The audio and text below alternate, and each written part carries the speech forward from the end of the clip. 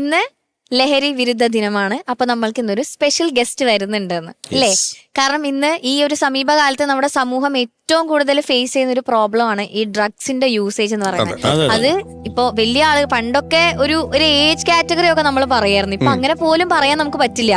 കാരണം കുട്ടികൾ തൊട്ട് മുതിർന്ന ആൾക്കാർ വരെ വളരെയധികം യൂസ് ചെയ്തുകൊണ്ടിരിക്കുകയാണ് ഈ ഒരു സാധനം. അപ്പോ അതെങ്ങനെ റെസ്ട്രിക്ട് ചെയ്യാൻ പറ്റും, അതിന് എഗെയിൻസ്റ്റ് എന്താണ് നമുക്ക് ചെയ്യാൻ പറ്റാന്നൊക്കെ നമുക്ക് പറഞ്ഞു തരാൻ പറ്റുന്ന ഒരു അത്രയും ഇൻസ്പയറിംഗ് ആയിട്ടുള്ള ഒരു വ്യക്തിയാണ് ഇന്ന് നമ്മളുടെ ഈ ഒരു വേദിയിൽ വരാൻ പോകുന്നത്. പോലീസുകാരുടെ സൂപ്പർ ഹീറോ ആയിരുന്ന വ്യക്തി, ലഹരി മാഫിയയ്ക്കും അഴിമതിക്കുമെതിരെ പോരാടിയ പോലീസ് ഓഫീസർ. ഒരുപാട് റെസ്പെക്ടോടെയും നമുക്ക് സ്നേഹത്തോടെ സ്വാഗതം ചെയ്യാം മുൻ DGP ഋഷിരാജ് സിംഗ് സാറിനെ ഈ വേദിയിലേക്ക്.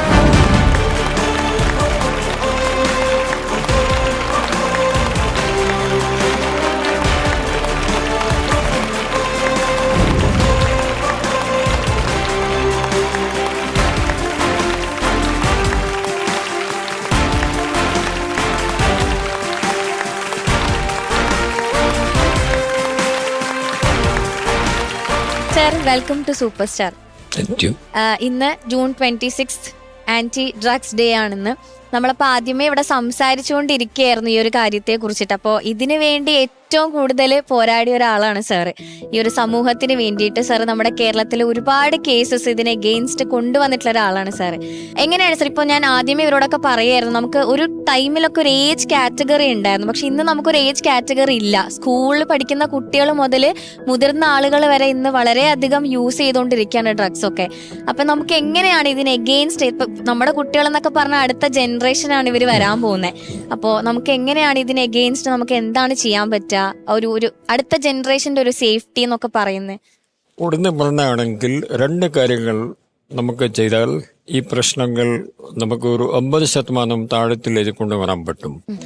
ഒന്ന്, ഇത് ലഹരി വസ്തുക്കളുടെ ഉപയോഗം കൂടുതൽ സാധാരണ കേരളത്തിൽ കാണുന്നത് ഒന്നുമില്ലെങ്കിൽ സ്കൂളിലാണ്, ഇല്ലെങ്കിൽ വീട്ടിലാണ്. അവിടെ ഈ രണ്ട് സ്ഥലത്തിലെ ഇത് നിയന്ത്രിക്കാനുള്ള രണ്ട് വ്യക്തികൾ അവിടെ ഉണ്ട്.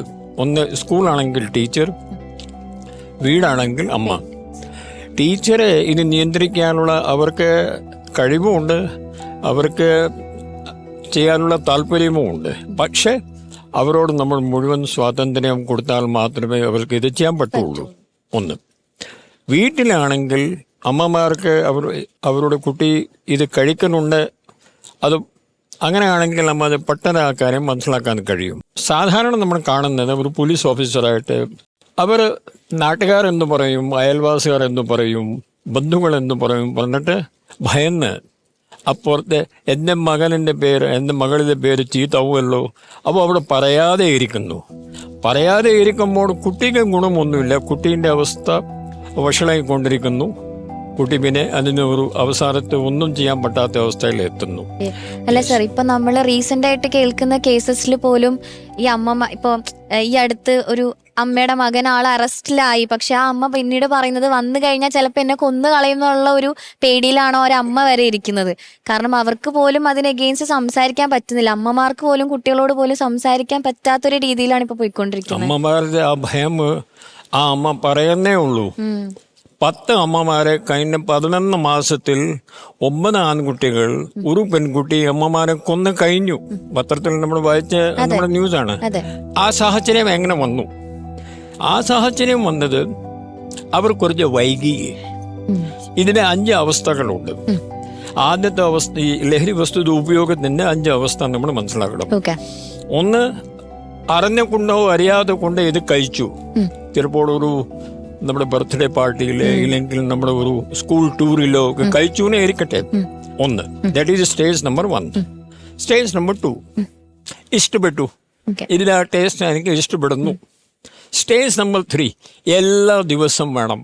സ്റ്റേജ് നമ്പർ 4, ഇത് കഴിച്ചില്ലെങ്കിൽ പിന്നെ വെപ്രാളം, എനിക്ക് പൈസ തരണം, എനിക്ക് ഈ സാധനം ഈ സമയം എനിക്ക് കിട്ടണം, കിട്ടിയില്ലെങ്കിൽ ശരീരത്തിൽ, അതായത് അതിന് ഒരു ഹാബിറ്റായി പോയി. അപ്പോൾ വിഡ്രോവൽ സിംറ്റംസ്. അപ്പോൾ കിട്ടിയില്ലെങ്കിൽ ശരീരത്തിൽ മരുന്ന് ഉണ്ടാക്കുന്നു. അപ്പോൾ പിന്നെ അവിടെയാണ് ഈ അമ്മയെ തള്ളുക, ഇല്ലെങ്കിൽ ചീത്ത വിളിക്കുക, ഇല്ലെങ്കിൽ വീട്ടിൽ നിന്ന് പൈസ അമ്മ അറിയാതെ പൈസ മോഷ്ടിക്കുക. അങ്ങനെ 5ാമത്തെ സ്റ്റേജ്, പിന്നെ ഈ കുട്ടി ഇതിനെ അടിമയായി പോയി, ഇനി ആർക്കും ഒന്നും ചെയ്യാനില്ല. ഒരു ദിവസം കുട്ടി ഇതിന്റെ ഈ ലഹരി വസ്തുക്കൾ എത്രത്തോളം ഒരു കുട്ടിക്ക് കഴിക്കാൻ പറ്റും? ഈ നമ്മുടെ കിഡ്നിയോ ഇല്ലെങ്കിൽ ഹാർട്ടൊക്കെ ഫെയിലാവും, കുട്ടി മരിക്കും. ഇല്ലെങ്കിൽ കുട്ടി ഡിപ്രഷൻ കൊണ്ട് ഒരു വല്ലാതെ ഡിപ്രഷൻ ഉണ്ടാവും. ഈ കുട്ടിക്ക് ഒരു ദിവസം ഒരു തോന്നലുണ്ടാവും, എൻ്റെ ജീവിതം പാഴായി പോയല്ലോ, ഞാൻ ഒരു ജീവിതം കിട്ടിയിട്ടും ഞാനൊന്ന് ചേരിട്ടില്ലല്ലോ, ഞാൻ എൻ്റെ അച്ഛന്മാരുടെ വേണ്ടി ഭാരമായിട്ട് മാറി, ഇതിനേക്കാൾ ഭേദം നമ്മൾ മരിക്കാനാണെന്നത്. പിന്നെ ആ കുട്ടി ആത്മഹത്യ ചെയ്യുന്നു. നമ്മുടെ ഒരു വർഷത്തിൽ 8000 മണിക്കൂറുകൾ മാത്രമേ ഉള്ളൂ, 8000 hours. 8000 മണിക്കൂറുകളിൽ ഇന്ത്യ രാജ്യത്തിൽ കുട്ടികളുടെ ആത്മഹത്യകൾ നോക്കുകയാണെങ്കിൽ 12000 കഴിഞ്ഞ 20 വർഷത്തിൻ്റെ റെക്കോർഡ് നോക്കിയാൽ മതി. അപ്പോൾ അവർക്ക് നിർത്തണമെങ്കിൽ അമ്മക്ക് ഉടനെ തന്നെ ആദ്യ ദിവസം അത് മനസ്സിലാക്കി നിർത്തിയാൽ പിന്നെ ഒരു ആത്മഹത്യവും നടക്കില്ല, കുട്ടി നേരെ വഴിക്ക് വരികയും ചെയ്യും. സാറിന്റെ ലൈഫ് എന്ന് പറയുന്നത് നമ്മുടെ കുട്ടികൾക്ക് എല്ലാവർക്കും ഭയങ്കര ഒരു ഇൻസ്പിറേഷൻ ആണ്. ബിക്കോസ് അത്രയും ലൈഫ് എക്സ്പീരിയൻസസ് ഒക്കെ ഉള്ള ഒരാളാണ് സാർ. എന്താണ് നമ്മുടെ കുട്ടികൾക്ക് കൊടുക്കാനുള്ള ഒരു മെസ്സേജ് എന്ന് പറയുന്നത്? കുട്ടികൾക്ക് കൊടുക്കാനുള്ള മെസ്സേജ് ഒന്നേ ഉള്ളൂ. നമ്മുടെ 5 രീതിയിലാണ് ലഹരി വസ്തുക്കളുടെ ഉപയോഗം നാം സമൂഹത്തിൽ കാണുന്നത്. There are 5 ways that you should understand. ഒന്ന്, ഇപ്പോൾ ലഹരി വസ്തുവിന്റെ പേരിൽ പുതിയ സാധനങ്ങൾ ഇറങ്ങിയിട്ടുണ്ട്. അത് നിങ്ങളുടെ സ്കൂളുകളിലെ തൊട്ടടുത്തുള്ള 100 മീറ്റർ 200 മീറ്ററിന്റെ കടകളിൽ, നമ്മുടെ പെട്ടി കടകളിൽ, തട്ടുകടകളിൽ ഈ സാധനങ്ങൾ ഉണ്ടെന്ന കാര്യം ഞങ്ങൾക്ക് അറിയാം. 99% ആ സാധനങ്ങൾ അവിടെ ഉണ്ട്. നിങ്ങൾ ഒരിക്കലും ഒരു പ്രാവശ്യമാണെങ്കിലും അതോ കഴിക്കാൻ പാടില്ല. അതാണ് താങ്കളോട് ആദ്യത്തെ പറയാറുള്ളത്. ഈ പ്രായമുള്ള കുട്ടികളുടെ ഒരു തെറ്റിദ്ധാരണ ഉണ്ട്, ഒരു പ്രാവശ്യം മാത്രം നോക്കാതെ, ഒരു പ്രാവശ്യം ഒന്നും സംഭവിക്കില്ലല്ലോ. അതാണ് ഇതിന്റെ പേരാണ് 3 കാരണം. ഇതിന്റെ 3 കാരണമാണ് പറയുന്നത് കുട്ടികൾ കഴിക്കുന്നത്. ഒന്ന്, ആകാംക്ഷ, ക്യൂരിയോസിറ്റി കൊണ്ടാണ്. ഇവന് കഴിച്ച് നോക്കിയാലോ, പിന്നെ ഞാൻ കഴിക്കില്ല. പക്ഷെ അങ്ങനെയല്ല. ലഹരിയുടെ കാര്യത്തിൽ ഒരു പ്രാവശ്യം കഴിച്ചുള്ള കുട്ടി തീർച്ചയായിട്ടും വീണ്ടും കഴിച്ചിരിക്കും. രണ്ടാമത്തെയാണ് പിയർ പ്രഷർ. സീനിയർ ക്ലാസിന്റെ കുട്ടികൾ ഇല്ലെങ്കിൽ കൂടെ പഠിക്കുന്ന സുഹൃത്തുക്കളാണ് ആദ്യമായിട്ട് ലോകത്തിൽ, കേരളം മാത്രമല്ല ഇന്ത്യ ലോകത്തിൽ, ഡ്രഗ് ഒരു കുട്ടിയെ ഇൻട്രൊഡ്യൂസ് ചെയ്യുന്നത് അവരുടെ കൂടെ പഠിക്കുന്ന കുട്ടികളാണെന്ന് സംശയമൊന്നും വേണ്ട. അതും ഫ്രീ ആയിരിക്കും. അതിൻ്റെ ഒരു വേറെ ഈ ഡ്രഗിൻ്റെ ഒരു നേച്ചറുണ്ട്. The first dose shall always be free. ഒരു സംശയം വേണ്ട. അപ്പോൾ കുട്ടി അങ്ങനെയാണ് തുടങ്ങുന്നത്. രണ്ടാമത്തെ ഡോസ് നിങ്ങൾ ചോദിച്ചാൽ അവർ ആരും ആയാലും, അത് കടക്കാരായാലും സുഹൃത്തായാലും പൈസ ചോദിച്ചിരിക്കും. സോ അത് നിങ്ങൾ കഴിക്കാൻ മാത്രമല്ല, ആരെയും നിങ്ങൾ കഴിക്കാൻ കാണുകയാണെങ്കിൽ ഒരു നമ്പർ ഞാൻ തരാം അവസാനത്ത്, അവിടെ വിളിച്ച് പറഞ്ഞാൽ ആൾക്കെതിരായിട്ട് നടപടി ഉണ്ടാവും. 5 കുറ്റങ്ങൾ പറഞ്ഞല്ലോ. ഒന്ന്, ഉൽപാദനം. രണ്ടാമത് ഉപയോഗം, അതായത് ഇത് ഉപയോഗിക്കുക. നമ്പർ 3 ഇതിൻ്റെ വിൽപ്പന. നമ്പർ 4 വിതരണം, ഡിസ്ട്രിബ്യൂഷൻ. 5ാമത്തെ കാര്യം പ്രേരണ. ആരെ ഇത് കഴിക്കാൻ പ്രേരിപ്പിക്കുന്നു? അത് സാധാരണ സീനിയർ ക്ലാസ്സിൻ്റെ കുട്ടികളാണ് ചെയ്യുക. പിന്നെ നിങ്ങൾ യാതൊരു വിഷാണം അത് കഴിക്കാതെ ഇരിക്കുക. This is all I want to tell them. Okay, thank you sir. Thank you Sharath sir. Sir നമസ്കാരം. സാറിനെ കണ്ടതിൽ കുറേ സന്തോഷം. തകളെ ഞാൻ ദിവസേന കാണുന്നുണ്ട്. നിങ്ങൾ ഏതായാലും എപ്പോഴും കാണും. But I congratulate you that you are all busy people. I asked them, Mr. Sandra Kumar, Mr. Harishankar, right? Yes. And you know, Mr. Sharath, we know it from a long time. അപ്പോൾ ഈ show, അമൃതയുടെ show നോക്കുമ്പോൾ താങ്കൾക്ക് ആ പേഷ്യൻസിന് salute ഉണ്ട് കേട്ടോ. ഈ കുട്ടികൾ എത്ര 4 days 5 days, I think that is every month or every 15 days or so. MG ശ്രീകുമാറിനോട് ഈസ് ഓൾസോ എ ഫ്രണ്ട്. അദ്ദേഹത്തിനും ഞാൻ പറയാറുണ്ട്, I really admire your patience, but you are doing for a good cause. ഇത് പറയാനുള്ള കാരണം sir ഇത് ഇങ്ങനെ മനസ്സിലാക്കിയാൽ മതി. ഒരു കുട്ടി ലഹരി വസ്തു കഴിക്കാതെ ഇരിക്കുമ്പോൾ നമ്മൾ എന്ത് ചെയ്യുക? അവരെ ഏതൊരു പാട്ടിലോ ഇല്ലെങ്കിൽ സ്പോർട്സിലെ കുട്ടിയെ ബിസി ആക്കിയാൽ മതി. To that extent he will be away from the drugs. അത് മാത്രം സാർ വിചാരിച്ചാൽ മതി. You are basically keeping a lot of children away from drugs. അത് എത്ര മാത്രമേ എനിക്ക് പറയാൻ പറ്റൂ. വളരെ വളരെ കാര്യം. എനിക്ക് സത്യം, ഞാൻ ഈ ഒരു ക്യാമ്പയിന് വേണ്ടി എൻ്റെ അടുത്തൊരു വീഡിയോ ചോദിച്ചിരുന്നു, പക്ഷെ എനിക്ക് കൊടുക്കാൻ മറന്നുപോയി. കാര്യം ഞാൻ ഈ സിനിമാക്കാരുടെ ഇടയിൽ ഇപ്പോഴും ഞാൻ ഫിലിമുകൾ ചെയ്യുന്നുണ്ട്, എല്ലാം ചെയ്യുന്നുണ്ട്. പക്ഷെ എനിക്ക് ഇതുവരെ എൻ്റെ ലൈഫിൽ ഒരു ഡ്രഗ് ഉപയോഗിക്കണമെന്നോ അല്ലെങ്കിൽ ഒരു ബിയറെങ്കിലും കുറച്ച് കുടിക്കണമെന്നോ തോന്നിയിട്ടില്ല. അത് തോന്നിക്കത്തുമില്ല. എനിക്ക് വേണ്ടാന്ന് നമ്മൾ തീരുമാനിച്ചതാണ്. അപ്പോൾ നമ്മൾ എപ്പോഴും നമ്മുടെ അമ്മയും പെങ്ങളെയൊക്കെ തിരിച്ചറിയാവുന്ന ഒരു ബുദ്ധിയോടെ മക്കളെ നിങ്ങൾ എല്ലാവരും ഉണ്ടാവണം എന്നാണ് എൻ്റെ പ്രാർത്ഥന. അപ്പോൾ എല്ലാവരും നമ്മൾ ലഹരിയല്ല നമുക്ക് വേണ്ടത്. നിങ്ങൾക്ക് വേണ്ട സംഗീതമാണ്. സംഗീതം ഒരു ലഹരിയാക്കുക, അതേ ഉള്ളൂ. മ്യൂസിക് അല്ലെങ്കിൽ സ്പോർട്സ് എന്നിപ്പോൾ സാറ് പറഞ്ഞ പോലെ.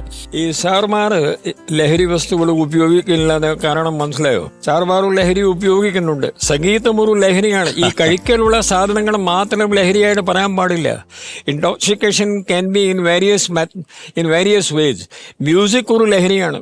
സ്പോർട്സ് ആണെങ്കിൽ അത് ഒരു ലഹരിയാണ്. ആക്ച്വലി നിങ്ങൾ നമ്മുടെ ശരീരത്തിന്റെ കാര്യം ഒന്ന് മനസ്സിലാക്കണം. നമ്മുടെ ശരീരത്തിൽ എപ്പോഴും ഒരു ഹാപ്പിനെസ് വേണം. ഹാപ്പിനെസ് വേണമെങ്കിൽ നമ്മുടെ ശരീരത്തിൽ ഒരു ഡോപ്പോമൈൻ പറഞ്ഞിട്ട് ഒരു ഹോർമോൺസ് നമ്മുടെ ശരീരത്തിലേക്ക് വരണം. ഡോപ്പോമൈൻസ് എങ്ങനെ വരിക? ശരത് സാറിന്റെ കാര്യമാണെങ്കിൽ അദ്ദേഹം കുറെ പാട്ട് പാടുന്നു, അദ്ദേഹത്തിന്റെ ഡോപ്പോമൈൻ കിട്ടുന്നു, അദ്ദേഹം ഹാപ്പി ആവുന്നു, അദ്ദേഹത്തിന് വേറെ ലഹരിന്റെ ആവശ്യമില്ല. ഹരിശങ്കർ പാട്ട് പാടുന്നു, അദ്ദേഹത്തിന്റെ പാട്ട് നാട്ടുകാരെ കേൾക്കുന്നു, ഈസ് ഹാപ്പി, ഡോപ്പോമൈൻ വന്നു കഴിഞ്ഞു. അപ്പൊ പിന്നെ അദ്ദേഹം ഒരിക്കലും പിന്നെ വേറെ ലഹരിയിലേക്ക് പോകാനുള്ള ആവശ്യം അവർക്കും ഉണ്ടാവില്ല.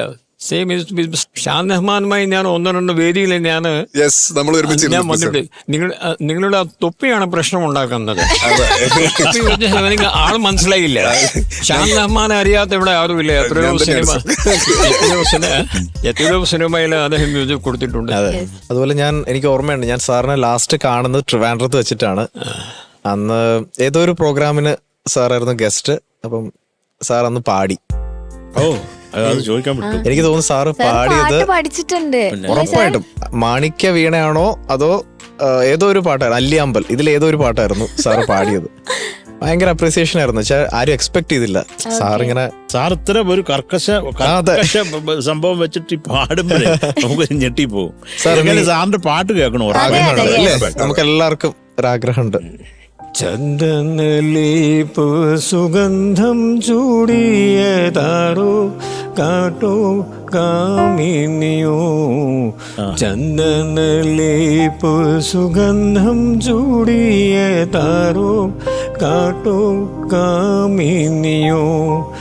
മൈവർണ്ണ പെട്ടി തുറന്ന് കൊടുത്തത് യൗവനമോ ഋതു ദേവതയോ. യൗവനമോ ഋതു ദേവതയോ. ചന്ദനലേപ്പ് സുഗന്ധം ചൂടിയതാരോ കാട്ടോ കാമിനിയോ. Super super super. അല്ല, നമുക്ക് കിട്ടിയ ഒരു നല്ലൊരു ഗസ്റ്റ് ആയിരുന്നു. ഇതിനപ്പുറം ഒരു ഗസ്റ്റിനെ നമുക്ക് ഈ ഒരു ഡേ കിട്ടാനില്ല. സിംഗിങ് സാർ പാടിയതിനും നന്ദി. മനോഹരമായിട്ട് സാർ പാടി. ഡ്രഗ്സിനെതിരെയുള്ള ഈ ഒരു പോരാട്ടം എന്ന് പറയുന്നത് തന്നെ അത് സർ ഹൈലി കമൻഡബിൾ ആണ്. കാരണം ആ ഒരു അവയർനെസ് നമ്മുടെ കുട്ടികൾക്ക് വേണം. അല്ലെങ്കിൽ സംബഡി ഷുഡ് സ്പീക്ക് അല്ലേ? അതിനു വേണ്ടിയിട്ട് സർ എത്രയോ സ്കൂൾസിൽ സാർ പോയി അല്ലേ? 4000 സ്കൂൾസിൽ സാർ പോയിട്ട്. അപ്പൊ അങ്ങനെ ഒരു അവയർനെസ് ഉണ്ടാക്കാന്ന് പറയുന്നത് തന്നെ sir big salute to you. Okay sir, thank you so much. ഒരുപാട് കാര്യങ്ങൾ നമുക്ക് സർ പറഞ്ഞു തന്നു അല്ലേ? കുട്ടികൾക്കും നമുക്കും നമ്മുടെ പ്രേക്ഷകർക്ക് എല്ലാവർക്കും വേണ്ടിയിട്ടാണ് സർ അത് പറഞ്ഞു തന്നത്. അപ്പോൾ ഇന്ന് ഈ ഒരു ലഹരി വിരുദ്ധ ദിനമായിട്ട് നമ്മളൊരു പ്രതിജ്ഞ കൂടെ എടുക്കാൻ പോവാണ്. ഓക്കെ, അപ്പൊ നമുക്ക് അതിലേക്ക് പോവാം. മയക്കുമരുന്ന്, മദ്യം, പുകയില, പാൻ മസാല തുടങ്ങിയ ലഹരി പദാർത്ഥങ്ങൾ വ്യക്തികളെയും കുടുംബാംഗങ്ങളെയും ആരോഗ്യപരമായും സാമ്പത്തികമായും സാമൂഹികമായും സാംസ്കാരികമായും നശിപ്പിക്കുന്ന സാമൂഹ്യ വിപത്താണ് എന്ന് ഞാൻ മനസ്സിലാക്കുന്നു. ഞാൻ എന്തെങ്കിലും ലഹരി പദാർത്ഥങ്ങൾ ഉപയോഗിക്കുകയോ അത് ഉപയോഗിക്കുവാൻ മറ്റുള്ളവരെ പ്രേരിപ്പിക്കുകയോ ചെയ്യില്ല എന്നും ലഹരി വിരുദ്ധ പ്രവർത്തനങ്ങളിൽ പങ്കെടുത്ത് എന്റേതായ കടമ എന്റേതായ കടമ നിറവേറ്റുമെന്നും നിറവേറ്റുമെന്നും ലഹരി മുക്ത സമൂഹത്തിനായി ലഹരി വിമുക്ത സമൂഹത്തിനായി പ്രയത്നിക്കുമെന്നും ഞാൻ പ്രതിജ്ഞ ചെയ്യുന്നു. ഞാൻ പ്രതിജ്ഞ ചെയ്യുന്നു. Jai Hind. Jai Hind. Thank you so much sir. Thank you so much. Sarath sir, yes. ഞാനിങ്ങനെ സാറിനെ ഇങ്ങോട്ട് വിളിക്കുന്നതിന് മുന്നേ അങ്ങോട്ട് നോക്കിയപ്പോ സാർ അവിടെ ഇരുന്ന് ഇങ്ങനെ മീശയൊക്കെ സെറ്റ് ചെയ്യാൻ ഇങ്ങനെ പിടിച്ചോണ്ടിരിക്കുകയായിരുന്നു. സർ, എങ്ങനെയായിരുന്നു ഈ ഒരു മീശ ഇങ്ങനെ മെയിൻറ്റെയിൻ ചെയ്യുന്നത് സാർ? അല്ല, ഇപ്പൊ ആളുകൾ അതിനെ സംബന്ധിച്ച് ഒരു പരാതി പറയാൻ തുടങ്ങി. ഇതിന്റെ മീശയുടെ വെളുപ്പ് கொஞ்சம் കുറച്ചു പോയിന്. അപ്പൊ നമ്മൾ കുറെ ശരിയാക്കാൻ ശ്രമിക്കുന്നു. കുറഞ്ഞു പോയി എന്നാണ് പറയണല്ലേ? ആ മീശ കണ്ടാ പാറു പേടിച്ചത്. ഓക്കെ സർ, അപ്പോ ഡ്രഗ്സിന് അഗെയിൻസ്റ്റ് ആയിട്ടുള്ള ഒരു ബോധവൽക്കരണം സാർ എല്ലാവർക്കും കൊടുത്തു.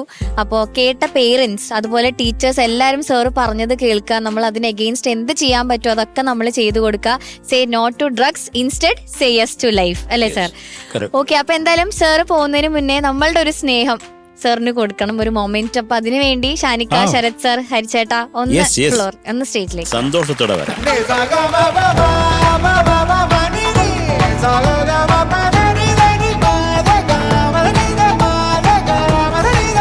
നമ്മള് പക്ഷെ മൊമെന്റ് കൊടുക്കുന്നതിന് മുന്നേ സാർ നമുക്ക് വേണ്ടി എന്തോ കൊണ്ടുവന്നിട്ടുണ്ട്.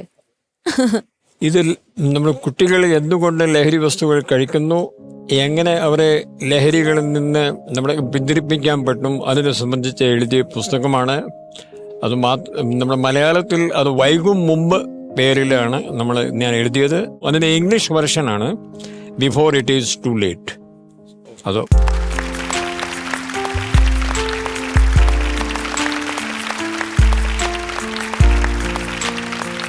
അപ്പൊ സാറിന് നമ്മുടെ സൂപ്പർ സ്റ്റാറിന്റെ വക ഒരു സ്പെഷ്യൽ മൊമെന്റോ.